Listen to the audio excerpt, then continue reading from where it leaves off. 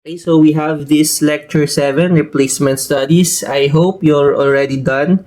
You've tried to watch the videos before coming in here, lecture 7, and I would suggest that you have also watched the the latter modules, which is yung lecture 8 or lecture 9, which involves the break-even analysis. From there, you can see that we have different types of cost.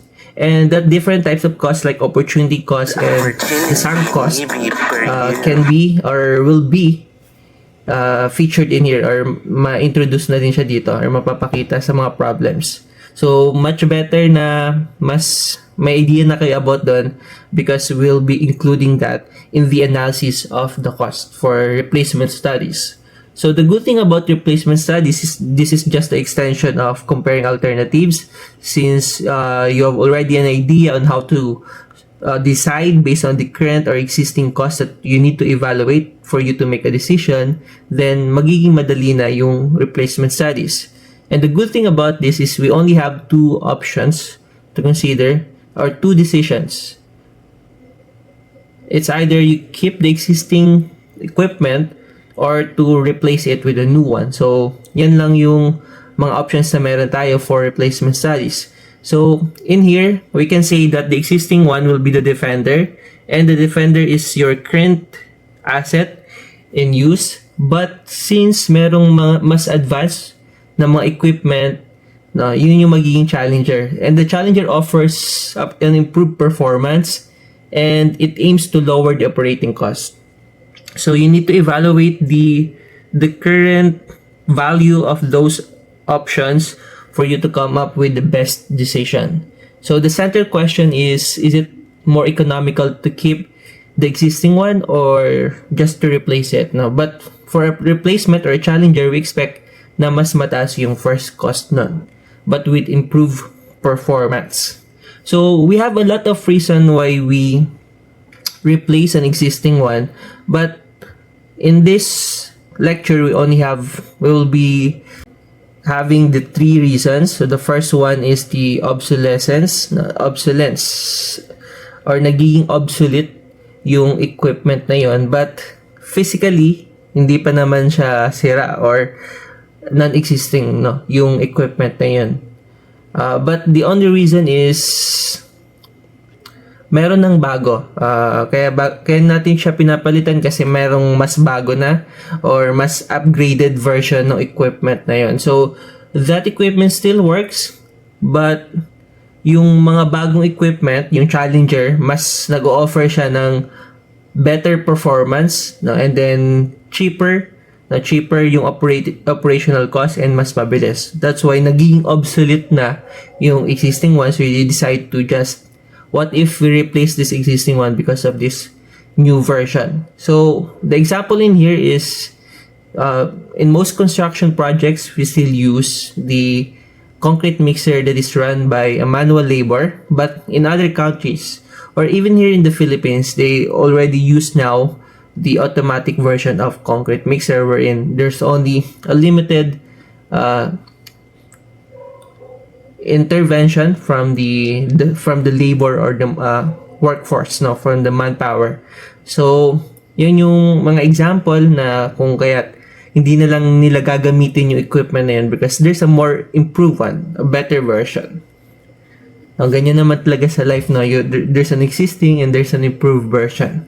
So ano pa ba yung ibang mga gamit na pinapalitan natin because there's an improved version? Gamit, So we have the smartphones, because of a new version. So version 17, meron ng version 18. So that's why you replace your existing phone with a better version. Medyo pricey lang yung better version, but you expect na mas magiging maganda yung performance. All of the gadgets that you use in school, laptops, or basta yun, yung mga ginagamit ninyo. How about sa surveying? Previously, we have dumpy level, transit. I don't know if you still use that. In getting some information from the elevation. But But now we have the total station, the GPS system or the drone where you can just sense out all of the coordinates and you get the information you desired, no, for your mapping, for contour lines, for your geodetic information of that area.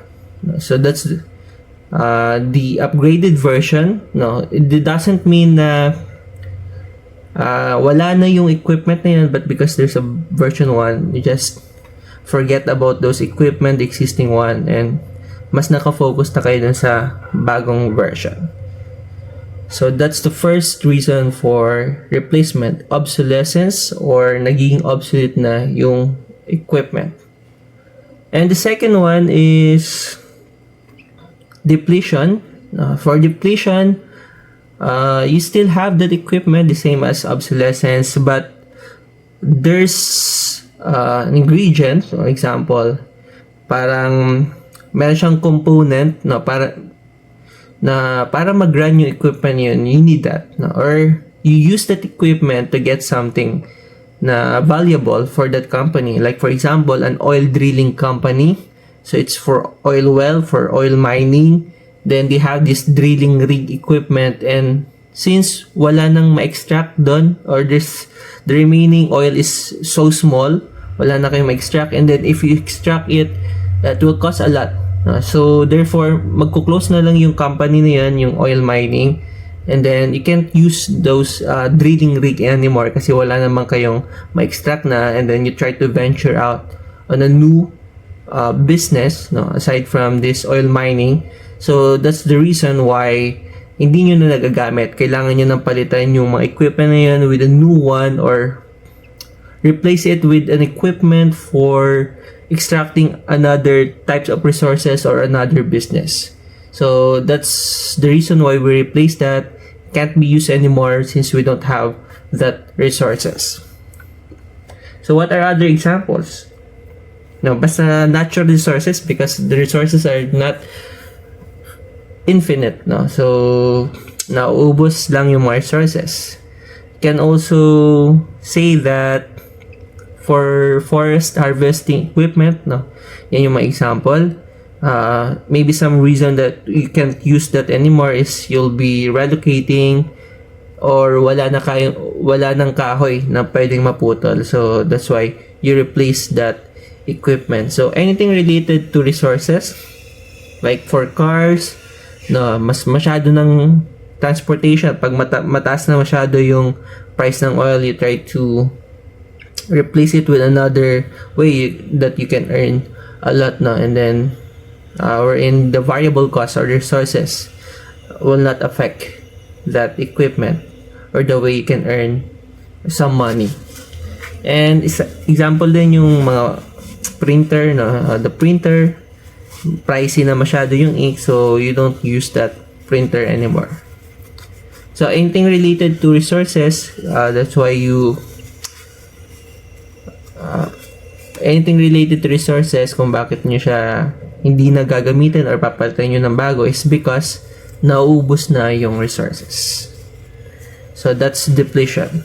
While the third one, ito yung pinaka-common because of sa pagkaluma na ng equipment na yan. So the asset physically wears out over time and it breaks down. It breaks down a lot, and the maintenance cost increases and performance decreases. And this is the common issue why we replace, the deterioration. Okay, so we have here types of replacement decision. It's either to continue the existing one, the Defender, or overhaul or improve. You don't completely replace with a new equipment, you just improve the existing one. So yung decision na to is you still keep on the existing. You just improve. It's either you keep it as is or improve it. Basta ito pa din ay about dun sa existing. The second one is the third one is to remove the asset without replacement. It's either overhaul or just remove, or continue using the asset or remove, kung ano yung mas better. Baka mas mapamahal pa kayo pag i-overhaul yun compare kung just you don't you don't use that equipment, no? I-dispose mo na lang yung equipment na yan. And the fourth one is to replace the asset with a new one. So yun yung mga types of decisions that you'll encounter, but it's only about the existing and the challenger. Okay, so here are the methods that we can use. The first is the annual worth.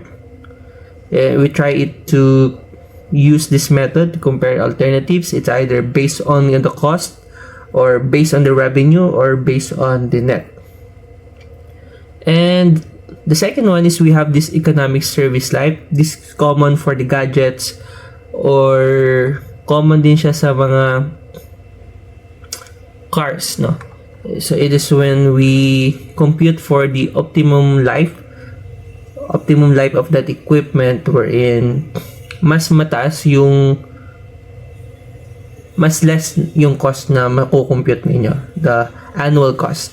So if you try to evaluate it considering the depreciation, the maintenance cost, and you try to find out that sa year na yun yung pinakamababa, and after that, since sobrang tumataas na yung mga maintenance cost, tumataas na din yung annual cost. So hindi na okay yun for your part. So we try to look for the optimum life. It can be 1 year, then after nun sobrang taas na ng maintenance cost, or after some time, no, you try to look for the year wherein it will be minimum, the cost will be minimum, but after that continuous na yung pag-increase. So that's what we call as the economic service life.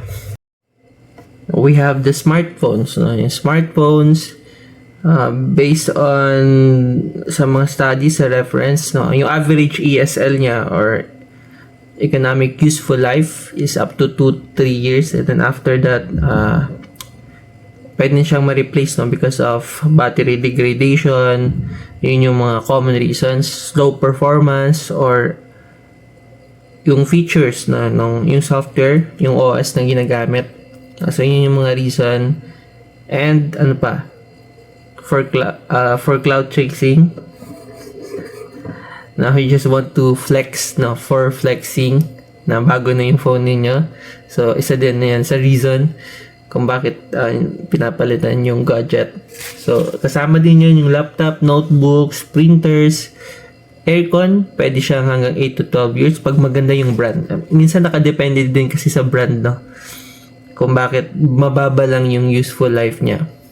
Refrigerators, mostly mga appliances like washing machines, televisions, and also the cars, motorcycle, desktop computers, and you have a construction company, yung mga trucks ninyo, no? Hauling trucks. So those are the common products or equipment. And usually yung mga ganun, no? Meron siyang 4 to 6 yung mga trucks or vehicles. So those are the reasons kung bakit natin pinapalitan, and the average useful life of those equipments. And the third one is the challenger's cost is evaluated based on the total cost required for its acquisition and installation. Kung magkano natin siya mabibili and installation, because for the existing one, hindi nakasama yung first cost. It's either you keep it with no additional cost, but you also have those opportunity to sell it, which is we can consider that as the opportunity cost. Na opportunity cost, kung magkano niyo siya pwedeng ibenta, isasama niyo siya as cost, no, kasi yun yung amount forgone, no, if you reviewed the lecture 9, the break-even analysis.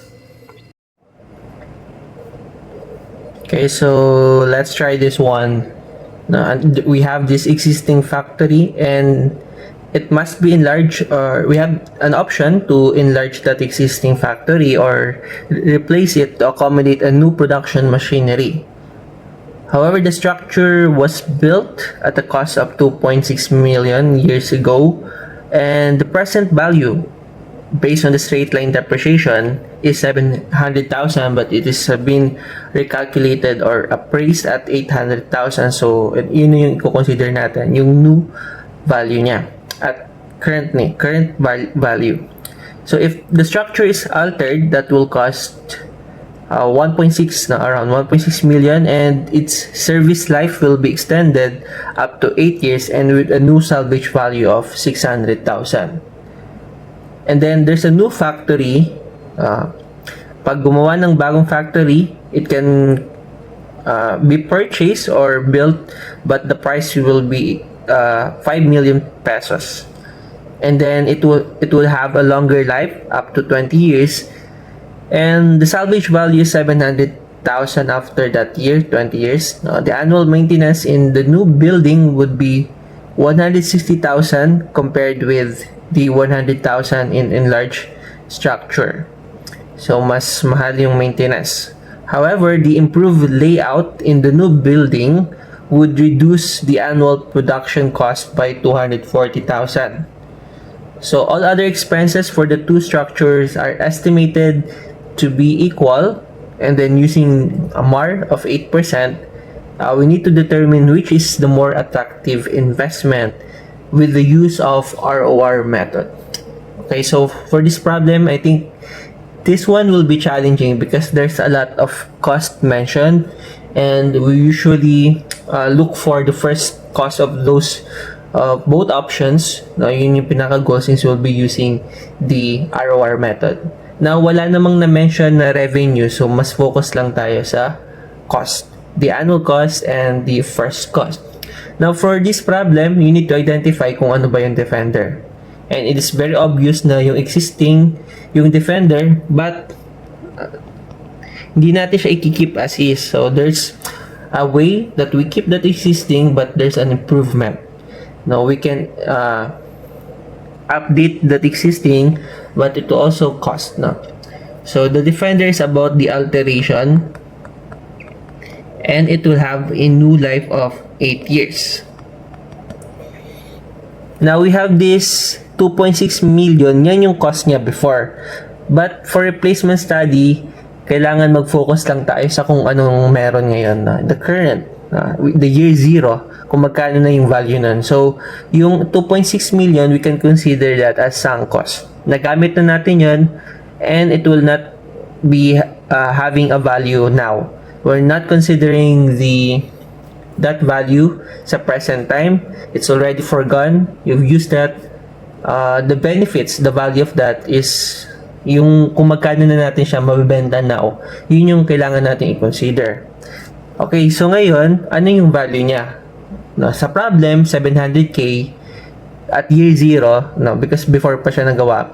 So, yung salvage value, pwede na natin siyang ma-dispose at 700k. But, as per recalculating the amount of that building, the existing one, yung cost niya talaga is 800k. So, ngayon, magkano na natin siya ibebenta? 800k. So, ito yung definition ng opportunity cost. No. Kapag kinip pa natin yung equipment, mawawalan tayo ng opportunity or chance na kumita ng 800k after ibenta yung existing or yung equipment na meron tayo ngayon. So ngayon, puro ngayon, no, saan natin ilalagay yung 800k? Sa defender or sa alternative, sa challenger? No, so since i-keep natin yung equipment na yon, hindi natin siya ibebenta, so you lose the opportunity or the chance to earn 800k, so magiging cost na siya ng defender. So therefore, yung FC natin will be 800,000 plus, since i-alter, no, meron din tayong option or pinag-iisipan din natin na pwedeng i-upgrade na lang yung building na yon, and there's a cost no regarding that upgrade no. So sa pag-upgrade ng existing structure, magko-cost din siya ng how much? So, 1.6. Bale, meron tayong opportunity cost plus yung cost ng upgrade. 1,600,000. So, ito yung magiging total first cost. Ilan to? So, we have 2,400,000. Okay, now we move to the Challenger. So, yung Challenger is the new building. So, yun yung... And then, gaano pa siya katagal pwedeng gamitin? Then, we can use this new building up to 20 years. Okay, so for the first cost, yung new building, wala pa siyang sunk cost, no? Wala pa naman tayong ginastos para magawa yun. So, we expect pa lang, no? Pag ine-expect nyo pa lang yung magiging cost niya, no? Before nyo gawin yung decision, then pwede siya kasama siya dito sa current analysis for this replacement type of problem. So, for this one, FC, kasi hindi pa naman nagawa, hindi pa nagastos yun. So, meron siyang first cost, no? Kung magkano siya mako-construct, yung cost ng construction cost. So, for this problem, 5 million. Meron siyang 5 million. Mas mahal pa din yung upfront cost ng Challenger. Ngayon, pag-usapan naman natin, doon na tayo sa annual cost. So, sa annual cost, kasama na dito yung depreciation. Kailangan kasi natin yan kasi when we decide using the ROR method, we'll be having the absolute value, no, kung alin man dito yung mauna. Basta this is the difference of the annual cost ng Defender from the annual cost ng alternative over the first cost. Kahit pagbalik-balik ta rin yan kasi naka-absolute value naman tayo. And then the decision will based on this ratio. Now, yung difference ng annual cost ng these options and the difference ng mga first cost, then we multiply it by 100, and then if it is greater than our MAR, ano yung decision? Mas attractive yung Challenger, no? Yung option na mas mataas yung first cost, yun yung mas attractive. But if it's less than, then you have to keep the existing. So, yun yung magiging decision niyo. So, the Defender wins if it is less than the MARR. Okay, so going back to this problem, we try to solve first the annual cost of the first option or the Defender. So, ACD, ano yung included sa mga cost, annual cost? So, the first is depreciation. Pag using ROR method, depreciation is included. So, depreciation follows the sinking fund, wherein the formula is FC minus the salvage value. So, we know that the first cost is 2,400,000. This is the sum, or the considering the cost of upgrade, and then the opportunity cost, and then we have to subtract it by the salvage value, yung 600,000, and then the MAR, no, or yung I, 1.08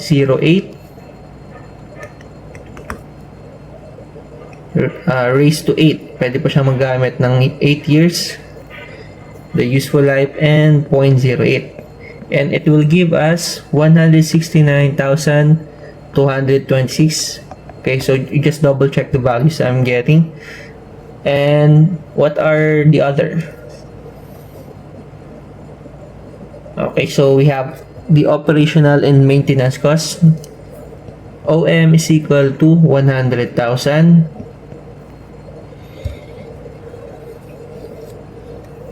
Okay, so meron tayong dalawang weight class, no? Ito yung magkano, meron daw matitipid na 240,000. Marireduce yung annual production. You have an option class, no? Since cost yung pinag-uusapan. Yung 240k na to, ito yung matitipid ng Challenger. So, you have to subtract it from the cost ng Challenger. Or you also have the option that you can include this cost as an additive for the existing or the Defender. Now, since yung 240k na savings or reduction sa gagastusin ay mawawala na kapag nagkinip nyo pa din yung equipment, So, this is also an example of opportunity cost, yung 240k. So, you can include this as an additional cost for the existing one, or you just subtract it from the total annual cost ng Challenger. But for this problem, we can include this 240k and we consider this as an opportunity cost. Kaya dito natin siya isasama sa existing or sa Defender. So we can call it as the savings na lang. So SB, pares na siya ng salvage value, so SA na lang. Kung magkano yung matitipid ng Challenger, mapupunta siya as cost or additional cost. Okay, kasi pag additional cost, so ito additional cost kapag ito pa din yung consider niyo. So we can say that this is an opportunity cost. Gawin natin siyang 240,000. Okay, so magkano na ito lahat? If we add these three values, we can get 509,226.57, and that's the annual cost of the Defender. Now we move to the annual cost of the Challenger. We still include this depreciation, and then we follow the sinking fund. The first cost is 5 million, and after 20 years it will become 700k as its salvage value, and 1.08 20 minus 1. Hindi na natin kailangan i-same or gamitin yung least common multiple ng 20 and 8 because we use the annual worth. But if you're using present worth, then you have to repeat the cycle. Yun yung ginagawa natin for the LCM method. Ano pa yung kulang? So we have here 0.08. And then we can get 93,964.50. The operational maintenance is 160, mas mahal. And since sinama na natin yung opportunity cost dun sa Defender, isang beses lang natin, piliin nyo lang kung alin sa Defender or sa Challenger. So hanggang dito na lang, dito na lang yung mga cost that we consider for the Challenger. So the total for the Challenger is 253,964.5. Alright, so since we're done solving or finding the cost, we can now use the ROR formula, which is the absolute value of the differences. So annual cost ng Defender is 509,226.57 minus 253,964.5. Well, the first cost is 2,400,000 minus 5 million times 100. And evaluating this, we can have 9.82%. And then we have 8%. And this 9.82 is obviously greater than 8%. Now, the decision is if mas mataas yung na-solve nating actual ROR than the MAR, mas attractive yung option na mataas yung first cost. So, hindi gaanong magkalayo yung annual cost nila, mas magiging tipid yung new or yung Challenger because of this. Considering all the values, the annual cost, and then the first cost.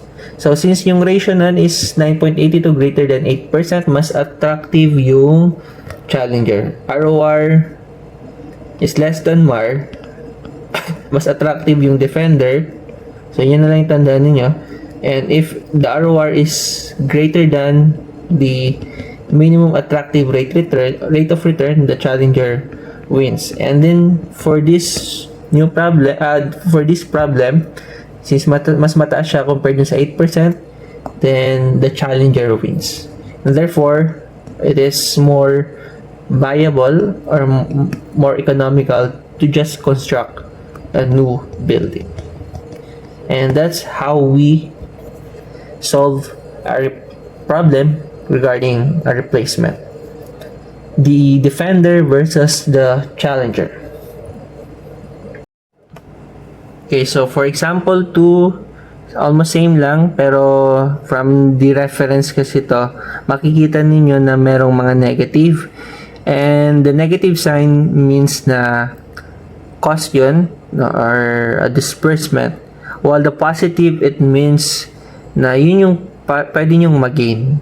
No? So, it's a positive value, maybe a profit, like salvage value, it's a positive 7,000. And the current market value, kung magkano siya ibebenta ngayon. Like what I've said before, na dapat ang i-consider natin is yung current. Now, when try to analyze for a placement, then we have to consider the cost only, no, starting from today. The sunk costs are not considered anymore. Now, for this problem, we have this company and they want to use a new and fine equipment, which is yung proposed, into its lab. And then the senior engineer has recommended that a 2-year-old piece of precision measurement equipment should be replaced immediately, and that's the current. And then the engineer believes it can be shown that the proposed equipment is economically advantageous at a 15% per year return, but we have to check or evaluate that using the method. But for this problem, we are required to use the EUAC method for a 5-year study period. So, for this problem, hindi na natin kailangan gamitin yung LCM ulit because ni-required na tayo na merong study period up to 5 years only. But it's a different case then kapag yung study period becomes 10 year wherein you need to repeat the cycle again for the current one. I hope you're getting kung ano yung pinagsasabi ko ngayon. But again, since meron ng 5-year study, yun lang yung magiging focus ng evaluation. Okay, so for this problem, we have the current original purchase price. Ito yung kung magkano siya nabili before or years from now. Years before, no? And then up to today. So, magkano siya? 30,000 siya nabili. Pero, ngayon, pwede niyo siyang ibenta ng 15,000. And then, the remaining life, na starting from today, meron pa siyang 5 years. And then, estimated value after that, magiging 7,000 na lang. And the annual operational cost is 8,000. While for the proposed, mabibili siya at a price of 40,000 and the remaining life is 15 years. You can dispose that after 5 years for a cost of 10,000. But for 15 years, 5,000 na lang yung salvage value, while the annual operating cost is 3,000. Now, using EUAC, start muna tayo dun sa defender, which is yung current. Now, the first cost is 15,000. Bakit merong 15,000 is sa problem 30,000 yung original purchase price. So again, for the current, nabili nyo na siya before. So 30,000 na ilabas nyo na yan way back after nabili nyo na yan ng before, no? So yung cost niya is 30,000. But since again for replacement studies, kailangan ang pinag-uusapan natin dito is yung current. Na so yung 15,000, ito yung tinatawag nating opportunity cost. Maybe per year. Ito yung makukuha nyo sana kapag you don't want to keep this equipment anymore. So kapag binenta nyo na siya, makakagain kayo ng 15,000. But since we assume na when we analyze the current one, we assume na i-keep natin yung equipment na yun. Therefore, that 15,000 is already, you forgo this 15,000. No, so wala na yun. Yun yung sana yung magigain ninyo kapag binenta nyo na. But since hindi nyo naman siya binenta, then magkakaroon kayo ng opportunity cost na 15,000. So, yun yung magiging first cost ng current, hindi yung 30,000. No, baka malito kayo. Same lang siya ng first problem.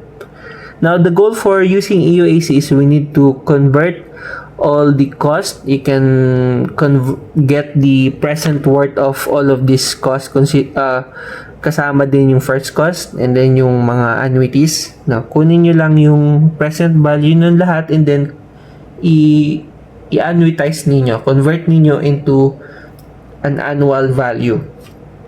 So, yun yung EUAC. Or you can directly use the formula. Basta, yung suggestion ko sa inyo is pwede nyong kunin muna yung lahat ng present worth na kasama dun sa cash flow diagram before nyo i-convert into equivalent annual cost. But for this one, directly na. No, since yung iba sa inyo, pwedeng familiar na sa mga formula kung ano ba yung co-convert, gagawin ba natin itong single amount, gagawin ba natin itong annuity, no? Basta present worth, you can either use the present worth factor, no, for the uniform series or the compound amount factor, yung kabaliktaran ng present worth factor. Okay, so for this problem, we'll be using those factors. Now, so for the first cost, 15,000, this is a single amount value at year 0. So, kailangan natin siyang gawing annuities for 5 years. Then, we have to use this formula. 8,000 is already an annual value. You don't need to apply the uniform series factor. While this salvage value, 7,000, nasa single value siya at year 5. Kailangan natin siyang gawing annual values. So, nasa present worth yan, you can use the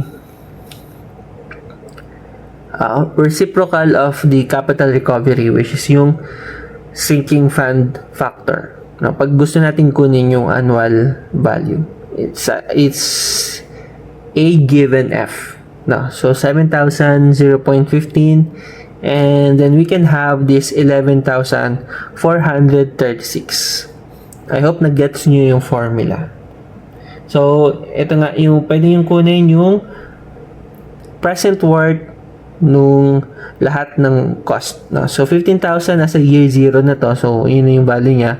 8,000, ngayon naman, hindi na yung capital recovery. No, it's the, you want to solve for P given A, which is yung 8,000 is yung annuity. P given A, then yung reciprocal nung first formula. So, kahit ano yung gamitin ninyo, no, same lang yung makukuha. But yung nakuha natin dito is the present worth of those annuities and the present value and the salvage value. Now, take note na negative yung salvage value kasi opposite siya nung mga cost. And then, once na makuha nyo na yung present worth, then solve nyo yung EUAC. EUAC is just the same as the annuities. You intend to obtain the annual values. Now, that's the equivalent uniform annual cost. Okay, so this is again, we try to solve for EUAC, but the formula is P given A, but you can also use A given P. So, lipat lang natin to, yung factor na yan, as a denominator, no, ng 38,337, then it will give us 11,436.52. Now, kung mapapansin nyo, this is just the same if you use the direct way on obtaining the EUAC. So, that's for the Defender or the current. Now, let's move to the Challenger. So, for the Challenger, the first cost is kung magkano siya bibilhin, 40,000.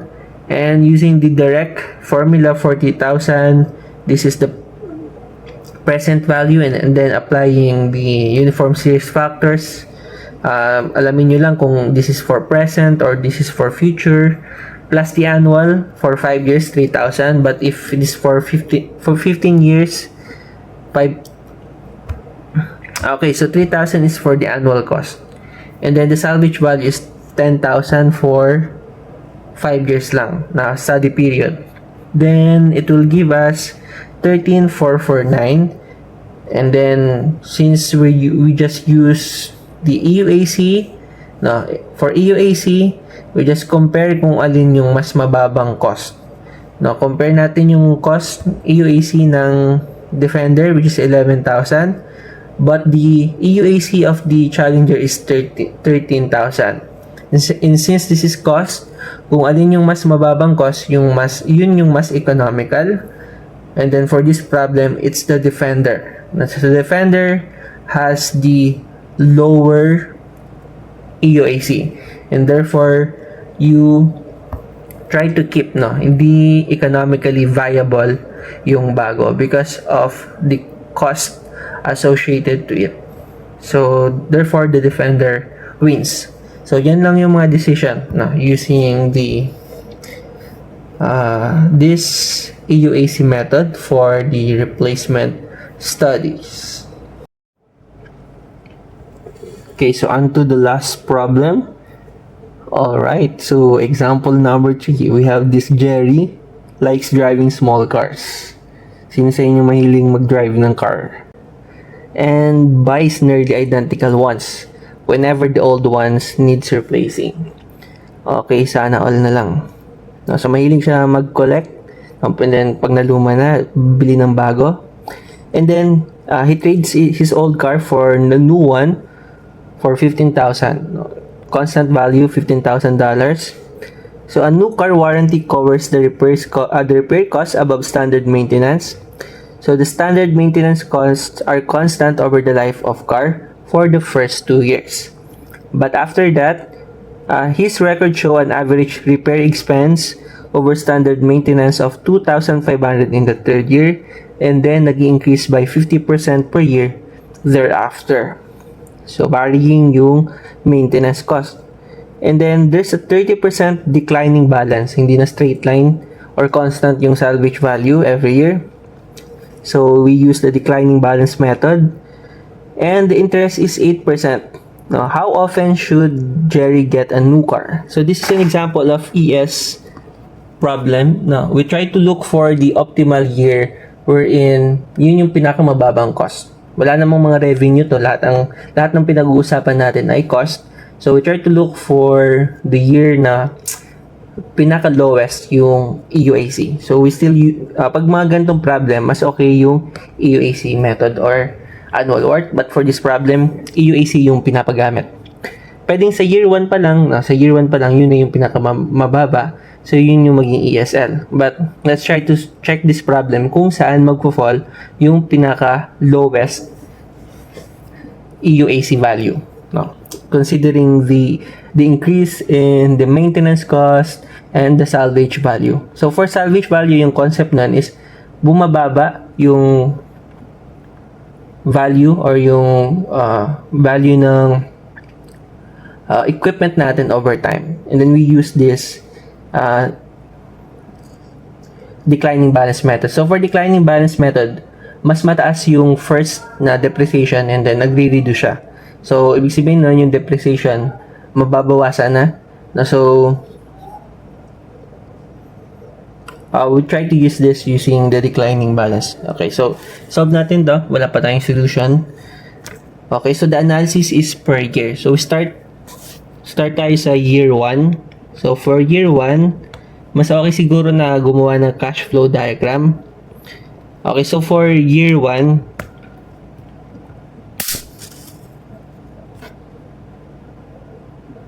what is the first cost? So 15,000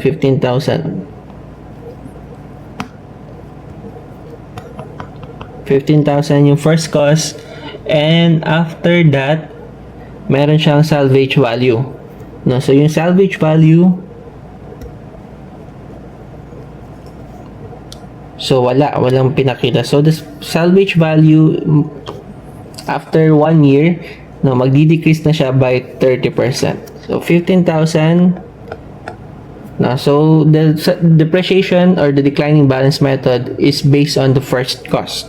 So yung basis natin is yung 15,000 pero magre-reduce na siya. So around, meron tayong 30%. Ano yung formula natin for declining? 1 minus K. So 1 minus 0.3. So 70% ng first cost.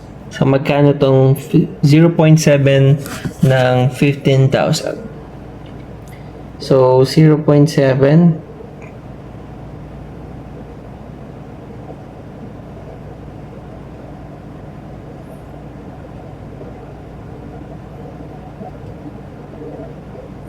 $10,500.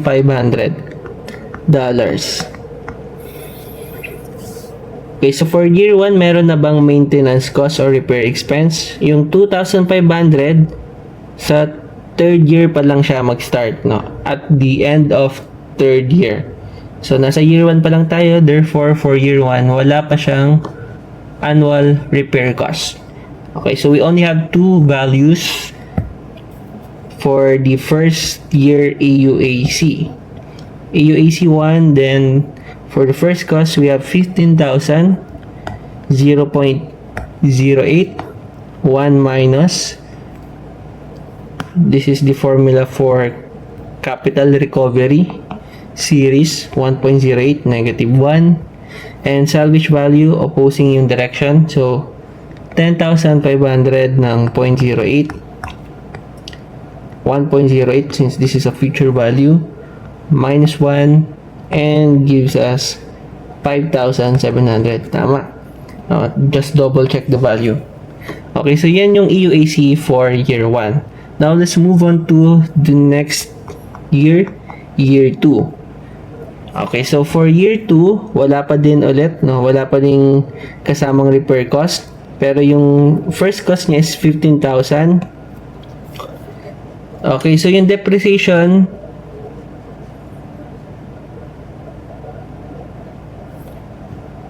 you still need to use the declining balance method. Okay, so 10,500 kapag year 1, and then yung reduction, yung value ng salvage na value, no, another, we still need to multiply another 0.7 or 1 minus 0.3 ng 10,500. So yung salvage value, no, if you still remember how to solve using the salvage, the declining balance method, so yung decrease na yun is naka-based dun sa latest na reduced value. So magbe-base tayo ng 10,500, and again we apply 1 minus 0.3 or 0.7. So yung magiging depreciation niya or yung salvage value na is 10,500 and then 0.7. Okay, so the new salvage value is 7,700,350, or you can use the direct formula na yung basis niya is yung original pa din. 15,000, but the reduction is 1 minus 0.3. Since nasa year 2 na tayo, you just have an exponent of exponent of 2. Check nyo kung same yung makukuha. Okay, so raised to 2, so 7,350. So, ganyan na lang yung gawin niyo. But if you want it manually or per year, kailangan naka-base upon kayo dun sa previous salvage value, not with the first cost. But if you're using this, no, naka-base dapat sa first cost. Okay, again, so wala pa ding repair cost, dalawa lang. Therefore, yung AUAC,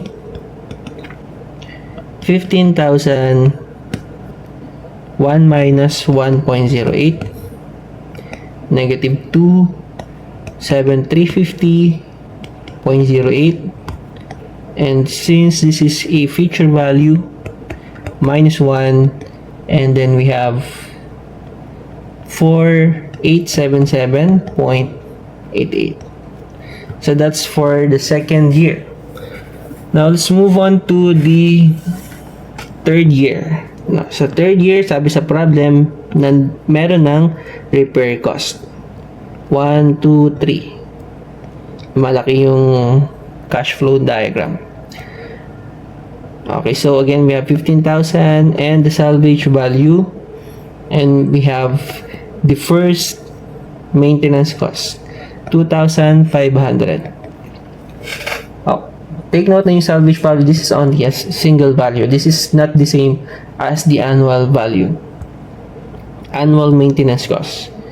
Okay, so we use 15,000 as the basis and then 1 minus 0.3 raised to 3. 1, 2, 3. Magkano na yung salvage value?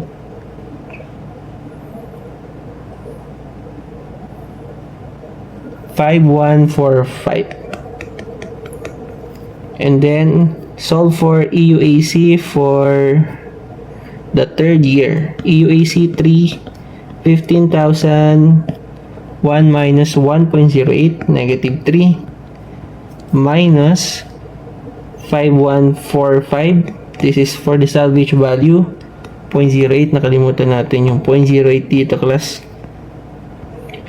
Dapat mayroong 0.08. Over 1.08, 3 minus 1, plus additional cost from the repair.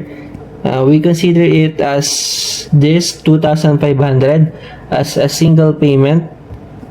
So 2,500.08, and we convert it into annuities.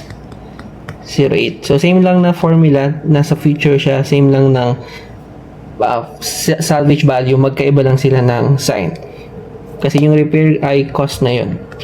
In solving this, we can have 5,005.75. Okay, so now let's move on to year 4.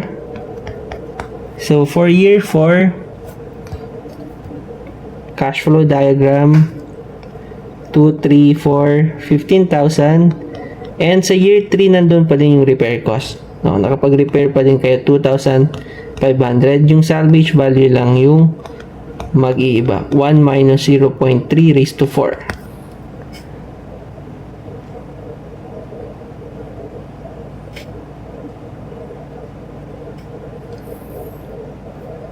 Okay, so magiging 3,601.5. And then again, meron na tayong repair cost.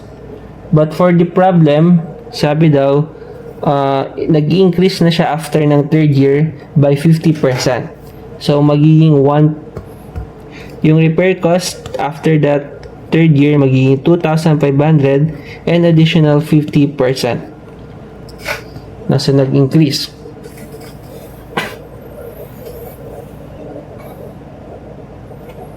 Okay, so how do we solve this? Ang magiging challenging lang dito, class, is yung value ng third year repair cost. Kasi hindi siya nasa end, no? Hindi siya yung pinaka last future value. So, parang ang magiging mangyayari dito is naka-deferred na siya, deferred. So, kasi for 3 years lang siya, but you need to get the annual values, no, based on 4-year period. So, ang gagawin ninyo, kailangan i-convert nyo muna tong 2,500 into a present value. Saka nyo pwedeng i-apply yung annuities. No? You treat this as a single amount, and then you apply the present, and i-apply the nasa future kasi siya. So, you can, or magiging present na siya, so, and then you can apply the compound recovery value. Or, another suggestion is that you solve for the present value of this, no, yung 15,000, yung 2,500, and then yung after 4 years, and then yung salvage value, then convert it into a equivalent uniform annual cost. So, yun yung suggestion, no? Kunin nyo na lang yung present value or just directly solve for it, no? Basta alam nyo gamitin yung mga uniform series factor, and alam nyo i-identify kung kailan pwedeng gamitin yung single amount factors. So, for this problem, directly lang natin i-apply yung EUAC values and yung mga uniform series formulas.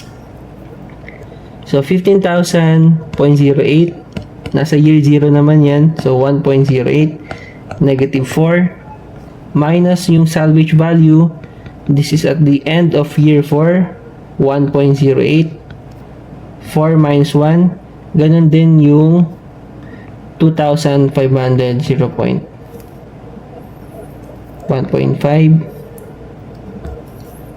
Okay, so nakakalimutan natin yung 0.08. and 0.08,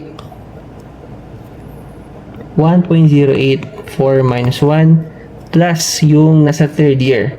So, yung third year, convert muna natin into its present value before we apply this uniform series or yung capital recovery factor. And we can have 5,160.95. And if you observe, lumalaki lang yung EUAC class, no? And then this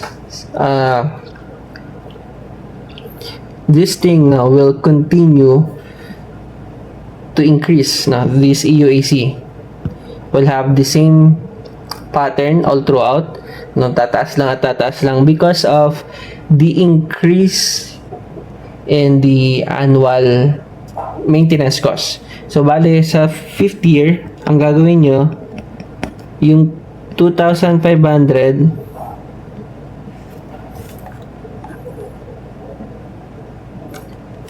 mag 1.5, di ba? Meron ng 1.5. Magmumultiply pa tayo ulit ng 1.5.